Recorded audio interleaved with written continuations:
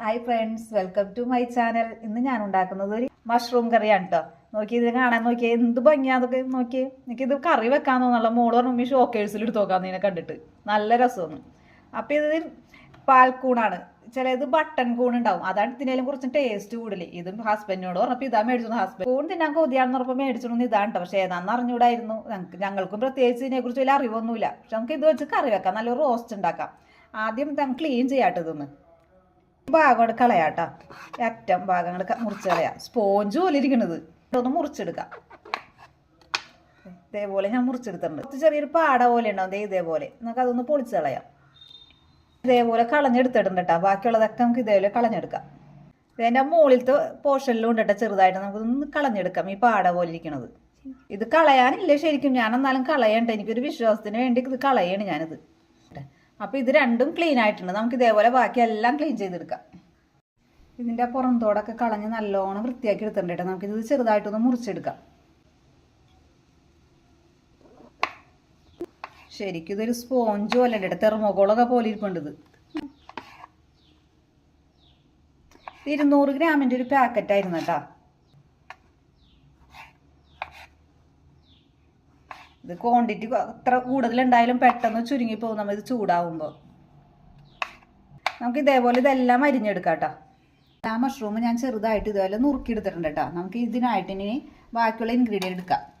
ഒരു ഇടത്തരം സവാള, ഒരു തക്കാളി, ഒരു പച്ചമുളക്. എരിവ് കുറവാണെങ്കിൽ ഒരെണ്ണം കൂടി എടുക്കാം. ഞാൻ നല്ല എരിവുള്ള പച്ചമുളക് അതുകൊണ്ട് ഒരെണ്ണം എടുത്തിട്ടുള്ളൂ. വലിയ കഷ്ണം വെളുത്തുള്ളി, ഒരു ചെറിയ കഷ്ണം ഇഞ്ചി. ഇതെല്ലാം നമുക്ക് അരിഞ്ഞെടുക്കാം. ഇഞ്ചിയും വെളുത്തുള്ളിയും ചതച്ചെടുക്കാം. ബാക്കിയുള്ളതൊക്കെ അരിഞ്ഞെടുക്കാം. നമുക്ക് പാൻ വെച്ചിട്ടുണ്ട്. പാൻ ചൂടായിട്ടുണ്ടാകും. നമുക്കിനി വെളിച്ചെണ്ണ ഒഴിച്ചു കൊടുക്കാം.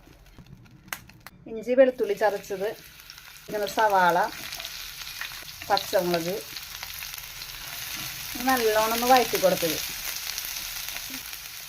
ഇതൊന്ന് വാടി വരാനായിട്ട് കുറച്ച് ഉപ്പിട്ട് കൊടുത്തിട്ടുണ്ട് ഞാൻ. നല്ലോണം ഒന്ന് വാടി വരട്ടത്. ഗോൾഡൻ കളറാവണ്ട, ഒരു മീഡിയം വാടിയാൽ മതിയായിട്ടത്. നല്ലോണം വാടട്ടെ. സവാള ഒന്ന് വാടി വന്നിട്ട് നമുക്ക് അരിഞ്ഞ് വെച്ചിരിക്കുന്ന തക്കാളി ഇട്ട് കൊടുക്കാം. കുറച്ച് കറിവേപ്പില ഇട്ട് കൊടുക്കാം കേട്ടോ. ഇത് കറിയിലേക്ക് ഇടണേക്ക് തൊട്ട് മുമ്പ് അല്പം മഞ്ഞപ്പൊടി ഇട്ട് നമുക്കൊന്ന് കഴുകി നമുക്ക് പിഴിഞ്ഞ് കറിയിലേക്ക് ഇടാട്ടാ. അതിന് മുമ്പേ ആരും ഇത് വെള്ളം ഒഴിച്ച് മഞ്ഞപ്പൊടി ഇട്ട് വെക്കരുത്. ഇത് വലിച്ചെടുക്കും കൂണ്. കാരണം ഇത് വെള്ളം ഉണ്ട് ഇതിനകത്ത് ഓൾറെഡി. നമ്മുടെ ഒരു വിശ്വാസത്തിന് വേണ്ടിയാണ് നമ്മൾ കഴുകണം. കണ്ടിട്ട് നമ്മൾ പറമ്പിൽ കാണുന്ന കൂണൊന്നും പറിച്ച് കഴിക്കരുത്. പലതരം വിഷമുള്ള കൂണുകളുണ്ട് പറമ്പിൽ. അതിനെക്കുറിച്ച് അറിവുള്ളവർ ഇത്രയും ചോദിച്ചിട്ട് വേണം ഈ കൂണൊക്കെ പറിച്ച് കഴിക്കാനായിട്ട്. പല അപകടങ്ങളും ഉണ്ടാവും. അതുകൊണ്ടാണ് ഈ പറയണത്. അപ്പം നമുക്കിതൊന്ന് കഴുകിയെടുക്കാം. അല്പം ഒരു 1/2 സ്പൂൺ മഞ്ഞപ്പൊടി ഇട്ടിട്ടുണ്ട്. നമ്മൾ കഴുകി ഊറ്റിയെടുക്കുന്നുണ്ട്. നമുക്ക് സമയത്ത് തീ കുറച്ചിട്ട് പൊടികൾ ഇട്ട് കൊടുക്കാം. ആവശ്യത്തിന് മഞ്ഞൾപ്പൊടി, 1/2 ടീസ്പൂൺ മുളക് പൊടി, എരിവുള്ള മുളക് പൊടിയാണ് ഇട്ടത്. 1/4 ടീസ്പൂൺ ഗരം മസാല, 1/2 ടീസ്പൂൺ കുരുമുളക് പൊടി. പച്ചമണം മാറുന്നത് വരെ നമുക്കൊന്ന് വാട്ടാം. പച്ചമണമൊക്കെ മാറിയിട്ടുണ്ട്. ഞാൻ മഞ്ഞപ്പൊടിയിൽ ഇട്ട് വെച്ചിരിക്കുന്ന മഷ്റൂം നമുക്ക് ഇട്ട് കൊടുക്കാം. നമുക്ക് എല്ലാ മഷ്റൂമും ഇട്ട് കൊടുക്കാം കേട്ടോ. നമുക്കിത് മസാലയായിട്ടൊന്ന് മിക്സ് ചെയ്യാം. ഡ്രൈ ആയിട്ടിരിക്കുന്ന ഓർക്കണ്ട, ഇതിൽ നിന്ന് തന്നെ നല്ലോണം വെള്ളം ഇറങ്ങി വരും കേട്ടോ. ഇത് നല്ലോണം ആ മസാല ഇട്ട് നല്ലോണം മിക്സ് ചെയ്ത് നല്ലോണം ഒന്ന് വഴറ്റി കൊടുക്കാം. ഫ്ലെയിം നല്ലോണം കൂട്ടിയിടണം കേട്ടോ, കാരണം ഇതിൽ നിന്ന് വെള്ളം ഇറങ്ങി വരും. അപ്പോൾ ആ വെള്ളം അല്ലെങ്കിൽ അങ്ങനെ ഇനി ഇത് വെള്ളം നിന്ന് കഴിഞ്ഞാൽ ഇത് നല്ലോണം കുഴഞ്ഞു പോകണം. ഇത് നല്ല വേറിട്ട് നിൽക്കണമെങ്കിൽ ഹൈ ഫ്ലെയിമിട്ട് വേവിച്ചെടുക്കണം. കാണുമ്പോൾ കുറേ ആയിട്ട് തോന്നും, ഇപ്പം തന്നെ ഇത് ചൂടായിക്കോ. ഇത് ചുരുങ്ങി ഒട്ടും ഉണ്ടാവില്ല. ഇത് ചെറിയ ടീസ്പൂൺ ഞാൻ ടൊമാറ്റോ സോസ് ഒഴിച്ചു കൊടുക്കുന്നുണ്ട് കേട്ടോ. എൻ്റെ ഇതിൽ കുറച്ച് ഉപ്പ് കുറവുണ്ട് കേട്ടോ. നമുക്ക് അല്പം ഉപ്പ് ഇട്ട് കൊടുക്കാം.